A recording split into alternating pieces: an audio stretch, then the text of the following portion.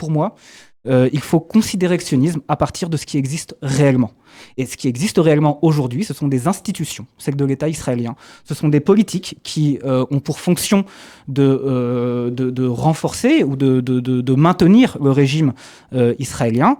Et que ce régime-là, ces institutions-là, elles sont basées sur la dépossession du peuple palestinien et l'accaparement de la terre de Palestine et l'effacement du peuple palestinien. Et aujourd'hui, le visage que nous offre à voir, que nous donne à voir la société israélienne qui est hégémonisée par la droite et par l'extrême droite, n'est que le visage peut-être le plus direct, le plus sans maquillage, comme je ne sais pas comment le dire, de ce fond-là qui fait consensus en Israël, bien au-delà de la droite et de l'extrême droite. C'est-à-dire que si on analyse, peut-être qu'on en parlera, les positions du centre ou de la gauche qui ont été portées, qui ont été les figures de proue du mouvement des manifestations en Israël, eh bien, il y a quand même un consensus sur le rapport à la question de Palestine, sur le rapport à la nature de l'État israélien et des souverainetés. Il y a beaucoup de gens qui pensent que le sionisme s'est arrêté en 1948 et que depuis 1948, la question d'être sioniste ou anti-sioniste n'a plus à se poser.